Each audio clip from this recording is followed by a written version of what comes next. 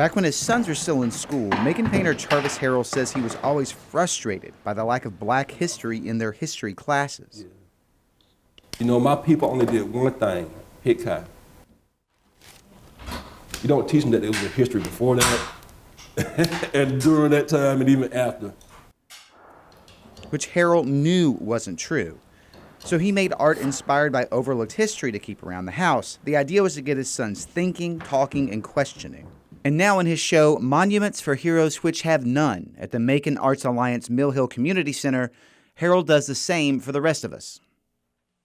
For instance, there are two paintings of Paul Robeson, the actor, singer, and activist who was blackballed as a communist.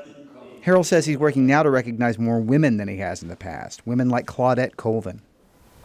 She was the 15-year-old girl who got arrested for refusing to give up her seat on the Montgomery bus. But because she was a 15-year-old pregnant girl, the aesthetics wasn't something that the movement really wanted to get behind at the time. So Rosa Parks was handpicked to get arrested sometime after Colvin, making Parks the name we all know. And the background is vintage Supergirl comic books. Because during that time, you didn't really even see black characters in comic books. Closer to home is the painting Harrell is working on now. It's my interpretation of Elijah Turner for the 120th anniversary of the Camp Haskell uprising. Camp Haskell was an encampment of black militia members during the Spanish-American War at the end of the 19th century. It was in what is now Macon's Vineville neighborhood. The day they got off the train, they were told that Macon had a famous monument, and it was a tree in town where they hung Willie Singleton at.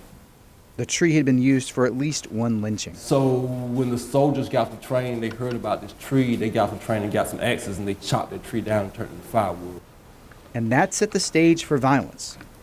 When a soldier named Elijah Turner would not give up his seat at the front of a trolley car, he was shot and killed. In Macon, there are no monuments to either the lynching tree or to Turner's death.